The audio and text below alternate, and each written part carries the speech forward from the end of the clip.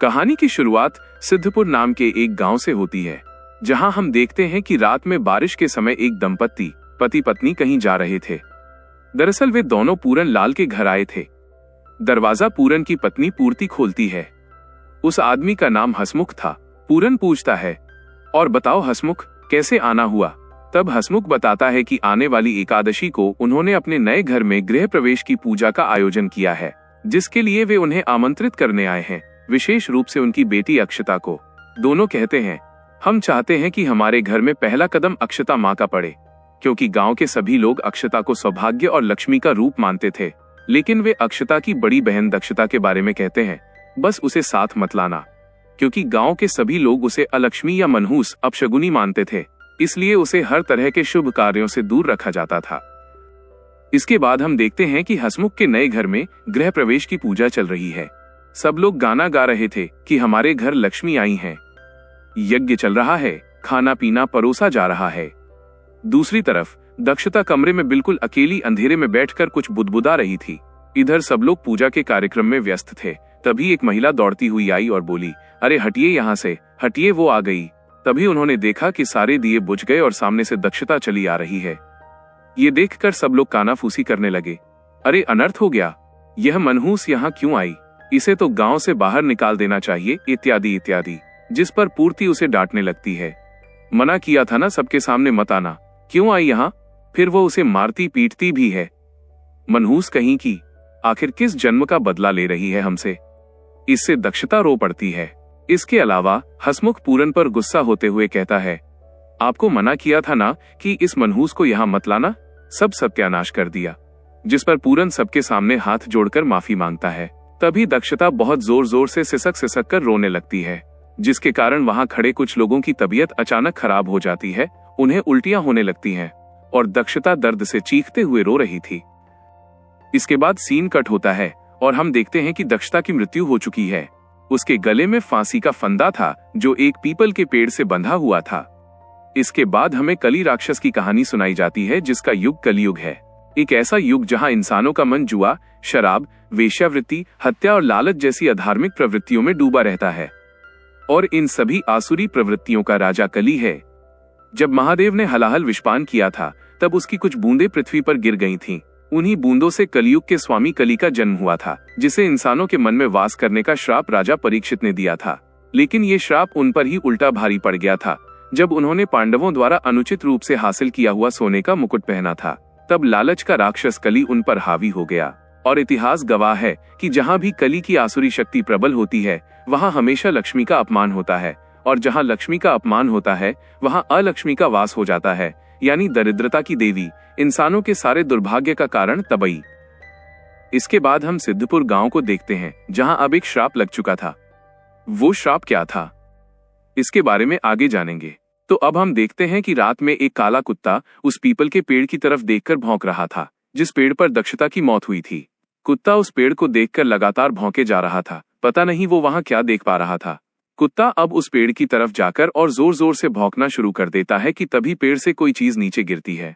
उसे वो कुत्ता अपने मुंह में दबाकर दौड़ते हुए किसी के घर की तरफ जा रहा था। दरअसल ये एक सपना था जो गांव के जमींदार अवधेश देख रहे थे। आगे उन्होंने देखा कि वो कुत्ता उनके घर के बाहर उस चीज को फेंक कर चला गया है, जो वास्तव में एक कटा हुआ सिर था। ये देखते ही जमींदार बिल्कुल डरकर जाग गए। उनके मुंह से चीख भी निकल गई, जिसके कारण उनकी पत्नी भी जाग गईं। उन्होंने पूछा, क्या हुआ? फिर से वही सपना देखा। आप मेरी बात क्यों नहीं सुनते? एक बार पंडित जी के पास जाकर। लेकिन जमींदार ने उन्हें बीच में ही रोक दिया और मना कर दिया। अवधेश के यहाँ 2 बेटे थे। बड़े बेटे का नाम परमेंद्र और छोटे बेटे का नाम यतेंद्र था। जहां एक तरफ परमेंद्र था, जिसका मन केवल पूजा पाठ और धर्म कर्म में लगता था। वो भैरव बाबा का बहुत बड़ा भक्त था। गृहस्थ जीवन में उसकी कोई रुचि नहीं थी। बड़ा भाई होने के बावजूद उसने अभी तक शादी नहीं की थी। दूसरी तरफ यतेंद्र का धर्म कर्म पूजा पाठ से कोई लेना देना नहीं था। उसे कुश्ती का शौक था और अपने बाहुबल पर बहुत घमंड भी था। यतेंद्र की शादी हो चुकी थी। उसकी पत्नी का नाम रुक्मिणी था। तो यतेंद्र गांव की एक कुश्ती देखने गया था, जिसका आयोजक भी वो खुद ही था। कुश्ती में दूसरे गांव के पहलवान ने इनके पहलवान को हरा दिया और सबको चुनौती देने लगा। यतेंद्र से ये बिल्कुल बर्दाश्त नहीं हुआ। उसने तुरंत अपनी शर्ट उतारी और अखाड़े में कूद पड़ा और उस पहलवान को हरा दिया। दूसरी तरफ परमेंद्र रोज की तरह पूजा करने मंदिर जाता है। वह कोई योग क्रिया भी कर रहा था। तभी पुजारी जी उसे देखकर कहते हैं कि ये तो ओम क्रिया है, जो शरीर के सूक्ष्म चक्रों की ध्वनि सुनने की एक योगिक प्रक्रिया है। वह पूछते हैं, कितने सालों से तुम इसका अभ्यास कर रहे हो? तो परमेंद्र बताता है कि 2 साल से। पुजारी जी कहते हैं कि तो फिर तुम्हें क्रिया योग की विधि भी शुरू कर देनी चाहिए। तो परमेंद्र कहता है कि वह क्रिया योग सीखने के लिए योगानंद आश्रम जाना चाहता है और कहता है, सोच रहा हूं वहां जाऊं तो फिर वहां से वापस ही ना आऊं। पंडित जी समझ जाते हैं कि ये सब कुछ छोड़ छाड़ कर संन्यास लेने के चक्कर में है, लेकिन ये इसके परिवार और गांव के लिए सही नहीं होगा। इसलिए वह उसे कर्मयोग की बात समझाते हैं। उससे कहते हैं कि तुम्हारे कुछ कर्तव्य हैं जिनका तुम्हें पालन करना होगा। लोगों की सेवा करनी होगी जैसे तुम्हारे पिता करते हैं। दूसरी तरफ हम उसके पिता अवधेश को देखते हैं, जिन्हें सब महाराज कहकर बुलाते थे, क्योंकि वो राजा की तरह ग्रामीणों की समस्याएं सुनते थे और उनकी मदद करते थे। गांव में श्राप के कारण हर बार फसल नष्ट हो जाती थी, जिस पर महाराज अपनी तरफ से सबको अनाज पहुंचा देते थे। लेकिन एक बुजुर्ग चाचा कहते हैं कि महाराज, ये बहुत पुरानी समस्या है। गेहूं और चावल देने से इस समस्या का समाधान नहीं हो सकता, और ये आप भी जानते हैं कि दरिद्रता इस गांव को निगलती जा रही है। इस समस्या का समाधान जल्दी नहीं निकाला गया तो गांव बर्बाद हो जाएगा। इसके बाद हम महाराज को देखते हैं, जो अपनी पत्नी से कहते हैं कि कितने सालों से हम इस गांव के लिए समर्पित हैं। हमारे लिए जो संभव था सब हमने किया, फिर भी स्थिति दिन ब दिन बद से बदतर होती जा रही है। तो उनकी पत्नी उन्हें फिर से पंडित जी के पास जाने के लिए कहती हैं, जिसका महाराज कोई जवाब नहीं देते। इसके बाद सब लोग खाने की मेज पर बैठे थे। तभी यतेंद्र अपने पिता को ताना मारते हुए कहने लगता है कि सब कुछ ग्रामीणों में ही बांट दीजिए, आप अपने बच्चों के लिए कुछ मत रखिएगा। उसकी माँ कहती है कि बेटा ऐसे मत बोल, तू जानता तो है गांव के क्या हालात हैं। यतेंद्र कहता है कि अरे छोड़ो माँ, ग्रामीणों में बांटने के लिए उनके पास कुबेर का खजाना है, और अगर मैं बिजनेस के लिए कुछ पैसे मांगू तो उनके पास से एक फूटी कौड़ी भी नहीं निकलती। उसकी माँ उसे डांटती है कि ये तू बहुत ज्यादा बोल रहा है, चुप कर। तो परमेंद्र उसका पक्ष लेता है कि क्या गलत कह रहा है भाई, वो अगर बिजनेस करना चाहता है तो इसमें बुरा क्या है। लेकिन महाराज उसे रोक देते हैं, अब तुम भी उसके सुर में सुर मत मिलाओ। मैंने तुम दोनों को पहले ही बताया है कि ये धन समाज का धन है और समाज के ही काम आएगा। तभी उनका एक नौकर आकर कहता है कि महाराज, कृष्णा आया है। फिर महाराज जाकर कृष्णा से मिलते हैं। क्या बात है कृष्णा, क्या हुआ? तो वो रोते हुए बताता है कि महाराज, मेरी माँ 2 दिनों से बीमार हैं। वैद्य की दवा भी काम नहीं कर रही है। कुछ कीजिए महाराज, मेरी माँ को बचा लीजिए। जिस पर महाराज परमेंद्र को बुलाते हैं। उससे कहते हैं कि कृष्णा की माँ को शहर के अस्पताल ले जाओ, और जाते समय उससे कहते हैं कि वो उस रास्ते से न जाए। कौन सा रास्ता? वो रास्ता जहां वो पीपल का पेड़ है। इसके बाद हम देखते हैं कि परमेंद्र जीप में कृष्णा और उसकी माँ को लेकर शहर जा रहा था। तभी पता चला कि मुख्य रास्ते पर पेड़ गिरा हुआ था, तो मजबूरन परमेंद्र को वो दूसरा रास्ता लेना पड़ा, जिसके लिए उसके पिता ने मना किया था। और जैसे ही गाड़ी उस पेड़ के सामने पहुंची, गाड़ी वहीं फंस गई, यानी पिछला टायर मिट्टी में धंस गया। परमेंद्र तुरंत जीप से उतरा और पहिया निकालने की कोशिश करने लगा, और इसी बीच कृष्णा की माँ ने अंतिम सांस ली और कृष्णा फूट फूट कर रोने लगा। परमेंद्र को तो इस पर बहुत अफसोस हुआ और वो सोच रहा था कि क्या सच में ये पेड़ मनहूस है, क्या इसी पेड़ के कारण कृष्णा की माँ की मौत हुई। खैर, जब वो कृष्णा को लेकर अपने घर पहुंचा तो महाराज ने देखा कि कृष्णा बुरी तरह रो रहा है और जीप में उसकी माँ का शव पड़ा है। महाराज ये देखकर कुछ नहीं बोले और चुपचाप घर के अंदर चले गए और बैठकर कुछ सोचने लगे। इसके अगले दिन महाराज सीधे पंडित जी से मिलने गए। पंडित जी उन्हें देखते ही कहते हैं कि आखिरकार आपको हमारे पास समाधान के लिए आना ही पड़ा ना। महाराज हाथ जोड़कर कहते हैं कि आचार्य जी, सिद्धपुर की जनता त्राहिमाम कर रही है, कष्टों का कोई अंत नहीं दिख रहा है। मेरे लिए जो संभव था मैंने किया, लेकिन अब मैं पूरी तरह हार गया हूँ। तो पुजारी जी बताते हैं कि सिद्धपुर की जनता और आपका परिवार जो भुगत रहा है वो आपके पूर्वजों के किए कर्मों का फल है। महाराज, पूर्वजों से विरासत में सिर्फ संपत्ति नहीं मिलती, उनके अच्छे कर्म और बुरे कर्म भी मिलते हैं जिन्हें हमें भुगतना पड़ता है। महाराज कहते हैं कि आचार्य जी कृपया इसका कोई उपाय बताइए। तो पुजारी जी कहते हैं कि इसका उपाय तो उनके दादा ने उनके पूर्वज को 50 साल पहले ही बताया था, लेकिन वो किसी ने नहीं किया, क्योंकि उपाय ये था कि उस पेड़ के पास उन्हें अपनी नई हवेली बनानी होगी और रोज उस पेड़ की पूजा करनी होगी। ग्रामीणों से भी पूजा करानी होगी, जो लोग पेड़ के पास आने से भी डरते थे। इतना कठिन उपाय था, इसलिए महाराज टाल रहे थे कि खुद ही संभाल लेंगे। लेकिन अब चारों तरफ से हारने के बाद उनके पास इस उपाय को करने के अलावा और कोई रास्ता नहीं बचा था। इसके बाद हमें कुछ साल बाद की कहानी दिखाई जाती है, जहां महाराज ने उस पेड़ के पास ही अपनी नई हवेली बना ली थी। यहां तक कि गांव में अस्पताल भी खोल दिया था। समय पर सही इलाज न मिलने के कारण कृष्णा की मां की मौत हुई थी, क्योंकि गांव में कोई अस्पताल नहीं था। इसलिए महाराज ने गांव में अस्पताल खोला था और यहां इलाज भी मुफ्त होगा। लेकिन यतेंद्र को यह बिल्कुल पसंद नहीं आ रहा था कि इस कलयुग में हमारा बाप राजा बलि बनने की कोशिश कर रहा है। इस पर परमेंद्र उसे रोकता है। अब पिताजी के लिए ऐसे बोलोगे? ठीक है, उनकी कुछ बातों से हम सहमत नहीं हैं, लेकिन सम्मान तो कर ही सकते हैं। यतेंद्र कहता है, भाई तो आपको क्या लगता है मैं सम्मान नहीं करता? अरे मैं ये उन्हीं के भले के लिए सोच रहा हूं। बस मेरे बोलने का तरीका थोड़ा अलग है।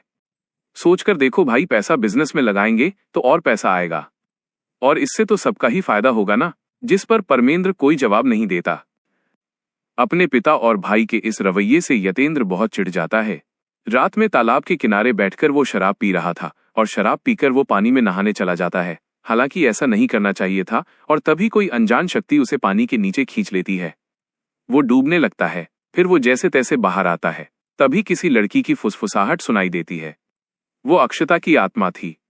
वो संस्कृत में कोई मंत्र बोल रही थी। तभी दोबारा वो यतेंद्र को नीचे खींच लेती है। यतेंद्र संघर्ष करके जैसे तैसे बाहर आता है, और अब वो बहुत डर जाता है। ये कौन कर रहा है? वो फुसफुसाहट उसे अभी भी सुनाई दे रही थी, उसे चोट पहुंचा रही थी। तो वो तुरंत तालाब से बाहर निकल आता है, जल्दी से अपनी शर्ट पहनता है और तुरंत वहां से भाग जाता है।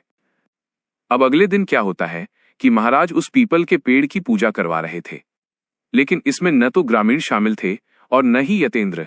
इस पर जब उसकी पत्नी रुक्मिणी उससे कहती है कि आप पूजा में शामिल क्यों नहीं हो रहे हैं, तो यतेंद्र कहता है कि रुक्मिणी, तुम तो जानती हो कि मुझे ये सब पसंद नहीं है, और वैसे भी मेरे रहने या न रहने से किसी को कोई फर्क नहीं पड़ता। उधर महाराज ग्रामीणों को भी पेड़ की पूजा करने के लिए कहते हैं, लेकिन सब उस पेड़ से डरते थे। पूजा तो दूर, कोई उसके पास भी नहीं जाना चाहता था, इसलिए वे सब भाग जाते हैं। महाराज उनसे कहते हैं कि रुकिए, डरिए मत, लेकिन वे नहीं सुनते। लेकिन महाराज को विश्वास था कि जल्द ही वो ग्रामीणों को भी मना लेंगे। रात में अपने कमरे के बाहर उस पेड़ को देखकर हंस रहे थे। तभी परमेंद्र आता है, कहता है कि पिताजी, इतने दिनों बाद आपके चेहरे पर हंसी देखकर अच्छा लगा।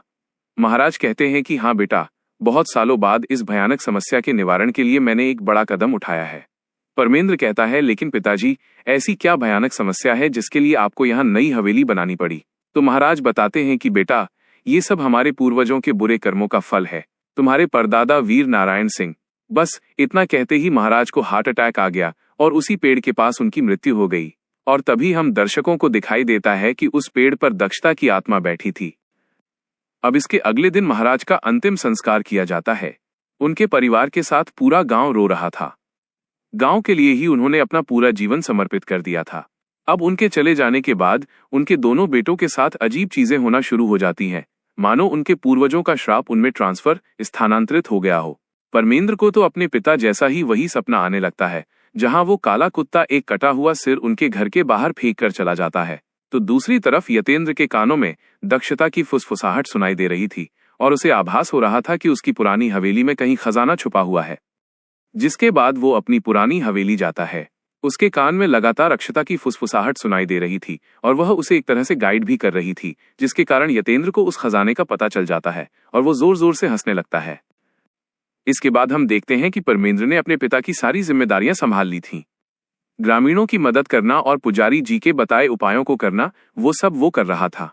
दूसरी तरफ यतेंद्र इन सब बातों पर चिढ़ता था, और वो कभी किसी धार्मिक अनुष्ठान या पूजा का हिस्सा नहीं बनता था। वो तो परमेंद्र के साथ अपने पिता की अस्थियां लेकर गंगा जी तक नहीं गया था, वो अकेला ही गया था। एक दिन उसकी पत्नी कहती है कि आज भैरव जयंती है, मैं चाहती हूं कि आप, मैं और हमारा बच्चा तीनों भैरव बाबा का आशीर्वाद लें। तब वो कहता है, रुक्मिणी, तुम जानती हो कि पूजा पाठ से मेरा कोई वास्ता नहीं है। रुक्मिणी पूछती है, क्यों? तो वो कहता है कि क्योंकि भगवान के साथ मेरी पटरी नहीं बैठती। रुक्मिणी कहती है कि अरे, तो भगवान के साथ किसकी नहीं पटरी बैठती? तो वो कहता है कि असुरों की, और मैं एक असुर हूं। रुक्मिणी को लगता है कि वो ऐसे ही मजाक में कह रहा है, जबकि यतेंद्र पर आसुरी प्रवृत्ति हावी होने लगी थी। उसके मन में अपने भाई के प्रति ईर्ष्या बढ़ती जा रही थी, और खजाना पाने का लालच भी। वो रोज रात को छुपकर पुरानी हवेली जाता था और खजाना निकालने की कोशिश करता था। एक रात परमेंद्र अपनी माँ से पूछता है, माँ, हमारे गांव पर ऐसा कौन सा श्राप है जिस पर उसकी माँ बताती हैं कि ये सब तुम्हारे पूर्वजों के बुरे कर्मों और एक श्रापित खजाने के कारण है। तुम्हारे दादाजी अपने भाइयों में सबसे छोटे थे। उन्होंने ये बहुत पहले ही जान लिया था कि सारी धन संपत्ति सोना श्रापित है, क्योंकि उन्होंने अपने भाइयों को इस संपत्ति का ऐशो आराम करते देखा था। कुछ समय बाद ये संपत्ति धन उनके परिवार के विनाश का कारण बन गया। इसलिए तुम्हारे दादाजी और आचार्य जी ने मिलकर उस खजाने को हवेली में ही कहीं छुपाकर हमेशा के लिए बंद कर दिया था। दूसरी तरफ यतेंद्र पुरानी हवेली में था और खजाना निकालने की कोशिश कर रहा था और फाइनली वो खजाना निकाल लेता है। इतना सोना देखकर वो जैसे पागल हो जाता है और उसमें एक सोने का मुकुट था। वह उसे निकालकर पहन लेता है, लेकिन वो कोई नॉर्मल मुकुट नहीं था। खजाने के साथ वो भी श्रापित था। यतेंद्र के पहनते ही वो उसके भीतर समा गया, जिसके बाद अब उसका पूरा शरीर कांपने लगा। वो नीचे गिर पड़ा और फिर जब उसने अपनी आंखें खोली तो उसकी आंखें किसी राक्षस की तरह चमक रही थीं। इसके बाद हम देखते हैं कि एक तरफ परमेंद्र ग्रामीणों की मदद कर रहा था, पुजारी जी के बताए सारे रीति रिवाज आचार अनुष्ठान कर रहा था ताकि गांव और अपने परिवार पर लगा श्राप दूर कर सके। तो दूसरी तरफ यतेंद्र चोर की तरह छुपकर उस श्रापित खजाने का इस्तेमाल कर रहा था और उसने अस्पताल में मुफ्त इलाज भी बंद करवा दिया था। एक आदमी अपने बीमार बच्चे को लेकर आया था। उसने उसके इलाज में बाधा डाली और उसके पिता से कहा कि अब से मुफ्त इलाज बंद। इलाज कराना है तो पैसे देने होंगे, पैसों के बिना इलाज नहीं होगा। अब ये सब बातें परमेंद्र को अभी तक नहीं पता थी और यतेंद्र के डर से किसी की हिम्मत नहीं हुई बताने की। उधर रुक्मिणी अस्पताल गई थी तो उसने डॉक्टर को पैसे लेते हुए देख लिया और उसकी शिकायत कर दी।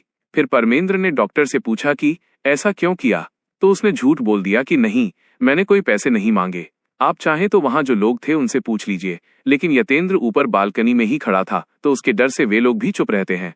लेकिन परमेंद्र समझ गया कि इसके पीछे यतेंद्र ही है। तभी उसके कान में एक मीठी बच्ची की आवाज आती है जो सिर्फ उसी को सुनाई दे रही थी। इसके बाद वो अक्षता को देखता है। अक्षता उसे उस पीपल के पेड़ तक ले जाती है। उसमें जड़ी बूटी जैसा कुछ चमक रहा था। परमेंद्र पेड़ पर चढ़कर उसे तोड़ लाता है और उस आदमी को दे देता है कि इसे पीसकर बच्चे को खिला देना।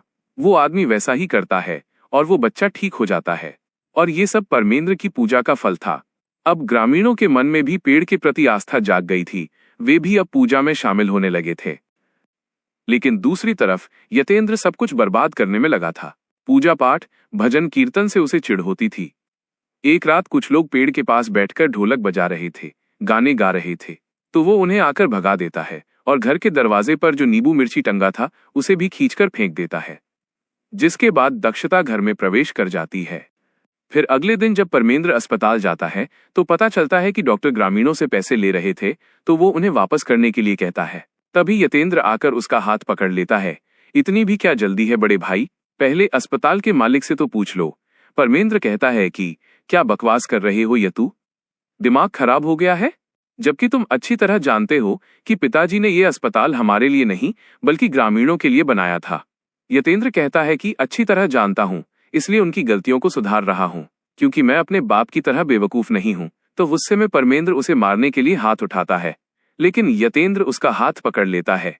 कहता है कि बल का प्रयोग मुझ पर शोभा देता है भाई, तुझ पर नहीं, और उसका कॉलर पकड़कर बाहर निकाल देता है। उसकी माँ कहती है कि यतु छोड़ दे उसे, क्या हो गया है तुझे, क्यों कर रहा है ऐसा। यतेंद्र कहता है कि अपने संस्कारी बेटे से कह दो कि मेरा बाप बनने की कोशिश न करे। परमेंद्र कहता है कि होश में आओ यतु, भूत सवार है तुम्हारे ऊपर।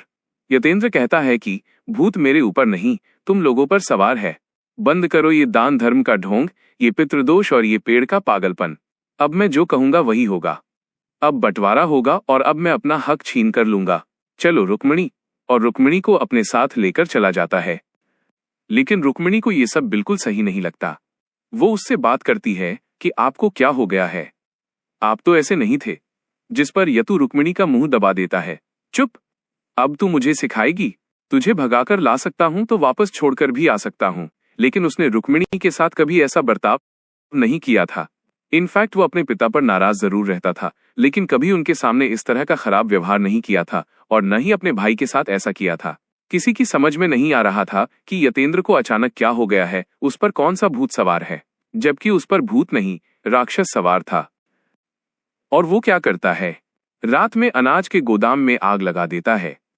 वो अनाज जो परमेंद्र ने ग्रामीणों के लिए रखा था। दूसरी तरफ परमेंद्र कुछ जानता ही नहीं था, वो तो अपनी क्रिया साधना कर रहा था। उसे सुबह पता चलता है कि गोदाम में आग लग गई है। सब लोग कानाफूसी कर रहे थे कि ये आग खुद ब खुद नहीं लगी है, जरूर किसी ने लगाई है। सबको यतेंद्र पर शक था, लेकिन खुलकर बोलने की किसी की हिम्मत नहीं थी। और तभी परमेंद्र को वहां यतेंद्र का सोने का ब्रेसलेट मिल जाता है, जिसके कारण वह तुरंत समझ जाता है कि आग यतेंद्र ने ही लगाई है। लेकिन भुगतना सबको पड़ रहा था, यहाँ तक कि उसकी पत्नी के हाथ में भी कोई इन्फेक्शन हो गया था, जो कोई नॉर्मल इन्फेक्शन नहीं था, बल्कि वो श्राप का असर था, क्योंकि यतेंद्र ने उस श्रापित खजाने से ही एक सोने की अंगूठी रुक्मिणी को गिफ्ट की थी, और ये उसी का असर था। खैर, वो तो अब पेड़ की पूजा कर रहा था। यतेंद्र ने उसे देखा तो उसे खींचकर ले जाने लगा। वो कहती है कि अरे छोड़िए मुझे, मैं तो बस पूजा कर रही थी। वो कहता है, अच्छा पूजा कर रही थी, तो ले अभी तेरी पूजा पूरी कर देता हूँ। और पेड़ के सामने पैंट खोलकर टॉयलेट करने लगता है, लेकिन इससे पहले ही परमेंद्र उसे रोक देता है। इतने में उसकी माँ वहां आ जाती हैं। दिमाग ठीक है तुम्हारा? तुम्हारी वजह से हमारा परिवार तबाह हो रहा है, राक्षस बनते जा रहे हो तुम। परमेंद्र भी कहता है, सच में मुझे नहीं पता था कि तुम इतने गिर जाओगे। गोदाम में आग लगाने के बाद परमेंद्र जब यतेंद्र को ब्रेसलेट दिखाकर पूछता है कि क्या उसे खजाना मिल गया है, तब यतेंद्र गुस्सा हो जाता है और कहता है, सालों से तुम लोगों ने ये खजाना मुझसे छुपा कर रखा, जो कि असल में मेरी ही संपत्ति है। अब मैं अपना अधिकार छीन कर लूंगा। माँ उसे समझाने की कोशिश करती हैं कि वो खजाना श्रापित है, लेकिन यतेंद्र लालच में अंधा होकर अपनी माँ को धक्का दे देता है। परमेंद्र उसे रोकने जाता है तो वो उसे भी धक्का मार देता है, जिसके कारण यतेंद्र की गर्भवती पत्नी रुक्मिणी नीचे गिर जाती है। धीरज का बांध टूट जाने पर परमेंद्र यतेंद्र का गला दबा देता है और दोनों के बीच भयंकर लड़ाई शुरू हो जाती है। यतेंद्र के भीतर आसुरी शक्ति होने के बावजूद परमेंद्र अपनी साधना के बल पर उसे कड़ी टक्कर देता है, लेकिन अंत में राक्षस की शक्ति के आगे हारकर परमेंद्र यतेंद्र के एक घूंसे से बेहोश हो जाता है। दूसरी तरफ मां रुक्मिणी को लेकर अस्पताल जाती हैं। अस्पताल में होश आने पर परमेंद्र को पता चलता है कि रुक्मिणी और उसका बच्चा दोनों ठीक हैं, लेकिन रुक्मिणी के हाथ के इन्फेक्शन के बारे में डॉक्टर्स कुछ समझ नहीं पा रहे हैं। स्थिति की गंभीरता को देखते हुए परमेंद्र दोबारा आचार्य जी के पास जाता है। आचार्य जी परमेंद्र को बताते हैं कि अतीत में परमेंद्र के परदादा वीर नारायण सिंह अत्यंत क्रूर और राक्षसी प्रवृत्ति के इंसान थे। वो गांव के सीधे साधे लोगों पर अत्याचार करते थे, महिलाओं का शोषण करते थे और यहाँ तक कि उन्होंने मंदिर का सोना तक चोरी करवा लिया था। जहां इस प्रकार की आसुरी शक्ति या कली का प्रभाव बढ़ता है, वहीं तबई यानी अलक्ष्मी का वास होता है। उसी पाप की सजा के तौर पर पूरन लाल के घर दरिद्र योग में अलक्ष्मी के रूप में दक्षता का जन्म हुआ था। दक्षता के कारण पूरन के परिवार में घोर दरिद्रता और अशांति छा गई। इसके बाद पूरन लाल ने कई मन्नतें मांगने और पूजा पाठ के बाद एक और कन्या संतान प्राप्त की, जिसका नाम अक्षता रखा गया, जो साक्षात लक्ष्मी का रूप थी। अक्षता के जन्म के बाद पूरन लाल की किस्मत बदल गई और उसे जमीन खोदने पर सोने से भरा एक बक्सा मिला। लेकिन अचानक अमीर हो जाने के कारण पूरन लाल के मन में लालच पैदा हो गया। वो जुआ खेलने लगा और उसने बहुत सारा काला धन इकट्ठा कर लिया।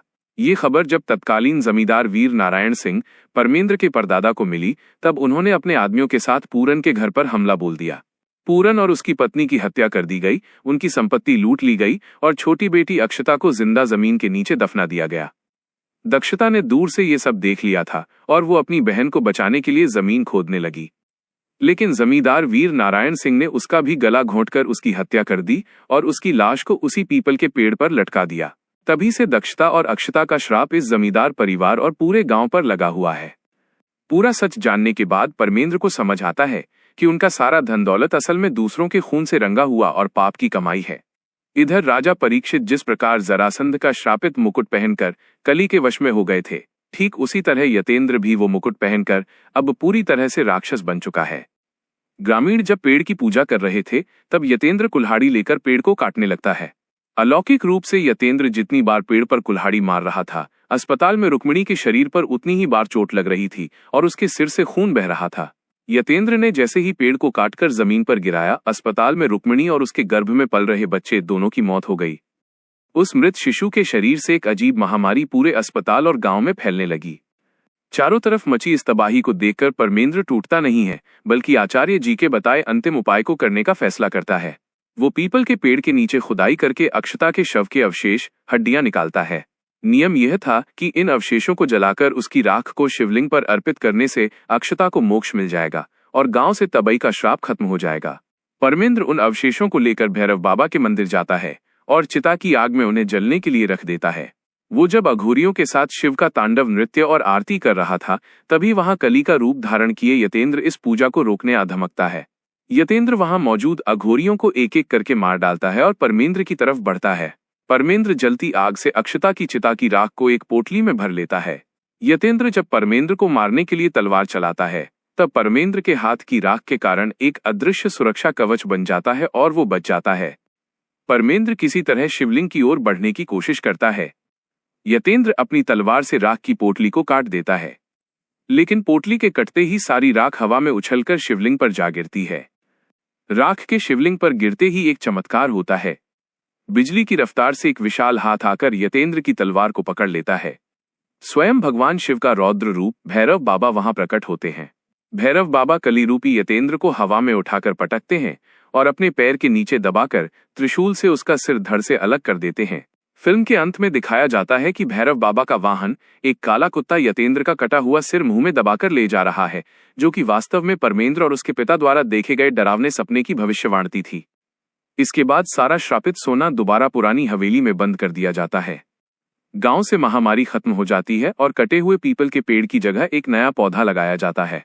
गांव में सब कुछ ठीक हो जाता है, लेकिन कहानी का असली ट्विस्ट बिल्कुल अंत में आता है। आखिरी सीन में दिखाया जाता है कि दक्षता यानी तबई यतेंद्र के उस मृत बच्चे को गोद में लेकर बैठी है और एक प्राचीन मंत्र का जाप कर रही है। मंत्र की शक्ति से वो मृत बच्चा दोबारा जिंदा हो जाता है और उसकी आंखें राक्षस की तरह चमकने लगती हैं। यानी ये बच्चा भविष्य में एक बहुत बड़ा राक्षस बनकर वापस लौटेगा और कहानी यहीं खत्म न होकर इसके अगले पार्ट या सीक्वल आने के संकेत के साथ समाप्त होती है।